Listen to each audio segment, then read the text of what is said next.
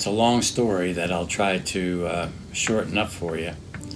On 9/11, I had a client up in Maine whose daughter had been killed in a mid-air collision. In wrongful death cases, I always like to visit the house where the decedent lived. So on 9/11, even though I was sick as a dog, I had a very bad cold. I could barely breathe and was coughing. I didn't have the heart to cancel, and so I kind of forced myself to pack my bags and go down to the airport in Palm Beach and hop on a plane at 7 o'clock, left 7 o'clock in the morning. And obviously there's no direct flights from Palm Beach to Portland, Maine, so my flight was to Washington, D.C. at Reagan Airport, and then I was to transfer flights and catch another plane from Washington, D.C. to Portland, Maine, and then rent a car, drive to my client's house. So, as you all may recall, September 11th, 2001 was a beautiful day. I get up about 4:30 in the morning to make it down to the airport in time to catch my flight. Skies were gorgeous, not a cloud in the sky. I felt terrible, but I got on the plane and off we went. And the conditions were so good for flying that we actually landed early at Reagan Airport in Washington, D.C. We got there in about 2 hours. I think we landed around 9 o'clock.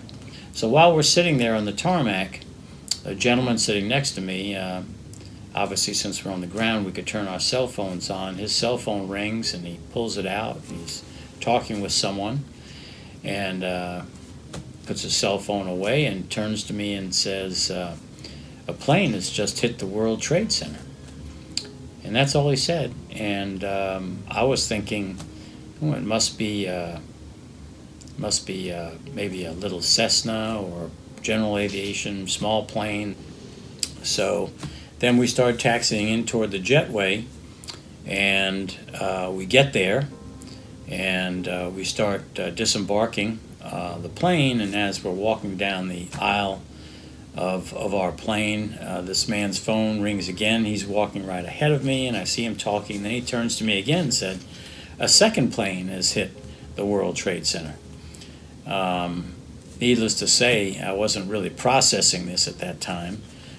Two planes hitting the World Trade Center didn't make any sense to me, and so I went and found a seat, and as luck would have it or not have it, as I sat down, I was looking out the window in the direction of the Pentagon, and as I was starting to read the paper, I look up and I see this plane, huge plane, passenger plane, flying, it looks like perpendicular to the runway and extremely low. And even though it was very odd, I thought, well, maybe there's a runway that I'm not aware of that runs in that direction. And of course the plane disappeared over the berm that runs around the airport, and I didn't think too much of it. There were probably about 10 or 15 minutes, maybe 20 minutes that went by, and I sensed kind of in back of me a noise, and then somebody tapped me on the shoulder, and I turned around to the security guard, and he said, we're evacuating the airport, you have to leave immediately. And then as I turned, I realized what the noise was. It was just huge amounts of people running behind me to get out of the airport. They were literally in a jog to get out of there. So I said, this is serious, and I'm getting out of here too. I'm out there in front of the airport, and the security guards, a bunch of them now, come out and tell us we have to climb up on the berm. So here I am in my suit, dragging my suitcase, getting up to the berm, and we get to the top of the berm, and we're just standing there.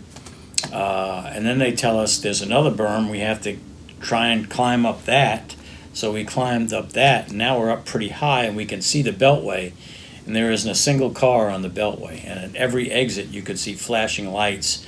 obviously a plan had been put in place to close off traffic, and they had police cars at every exit you could see in a distance, blocking the entranceways and exitways, and there wasn't a single car on the Beltway. And then looking back to the right, you'd look back at the airport, and you could see all of the jets lined up in the various jetways, totally turned off. It was like the Twilight Zone, seeing an airport with all those jets with no noise. And then, at that point, these big flakes, big black flakes started coming down on us. And I looked in the distance, and you could see this huge plume of black smoke, and I still didn't know what it was. And then a security person comes through the crowd, and there were thousands of us, needless to say, and with a loudspeaker saying, "Don't be alarmed. The attack on the Pentagon did not involve nuclear or biological weapons." At that point, my jaw dropped down. I didn't know, because I had no access to TV or anything, what had happened in New York with the World Trade Center. And when he said attack on the Pentagon, we got very concerned. And then I heard some people talking about a plane flew into the side of the Pentagon, and I still didn't put two and two together yet, seeing the plane that I saw earlier, but that was the attack plane. Obviously, it was low and it was heading right toward the Pentagon. You couldn't see the Pentagon from where I was sitting at Reagan because of those berms I mentioned blocked the view. So at that point, we were on our own. There was some people that asked me about accommodations, and because I had stayed in Crystal City, Virginia, right across the Beltway from where the airport was, I said, well, I know where the hotel is that I stayed at, and we can walk over there. And of course, there were thousands of people walking in that direction. Got to the hotel. There were people all over the floor. I walked up to the reception area of the hotel, and the guy had a legal pad with names on it. It just looked like there were hundreds of names. And he said, fine, I'll put you down. You're on the list. And he said, upstairs is our big conference room, and we have TVs spread out up there. You can go up there and watch what happened in New York City and so forth. So that's when I really saw for sure what had happened in 9/11. I was up in that conference room for a while and saw, obviously, the planes that flew into the World Trade Center. I also would go back down periodically to check on the room, and eventually they did have a room for me. But in Washington, D.C., there was nothing running. There were no cabs, there were no buses, there were no trains, there were no planes, there was no nothing. And so I had no way to move out of the hotel. And so I spent the next 3 days in that hotel, basically not being able to get out. So because I had nothing else to do at that point, the next day I walked down to the area where the Pentagon was. I could only get probably about half or quarter mile away. They had things blocked off, but you could see very clearly the hole where the plane hit the Pentagon, the big scorched wall around it, and there were plenty of tents being set up. They were bringing bodies out and injured people still out of the building at that point in time. So I ended up being in that hotel for 3 days. I finally beseeched my office staff to see if they could get me a rental car. Believe it or not, they did. So on the fourth day, I checked out of the hotel. I was able to get a cab. The cab was running at that point. It took me to the airport. Again, it was like the Twilight Zone. There wasn't anything happening at the airport. There were no people. I walked into the garage, a little concerned because I saw no people going in or exiting the garage area. I got down to the second level where the rental car companies are. As I turned, there literally is one person behind the Alamo desk. There were no other people behind National or Hertz or any of the other desks.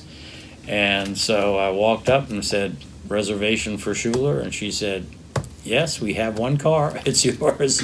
And so after I signed the paperwork and she told me the parking spot, I went down and there's the one car there that I was able to get in. And ultimately, I drove straight 17 hours back from Washington, D.C. to Jupiter, Florida.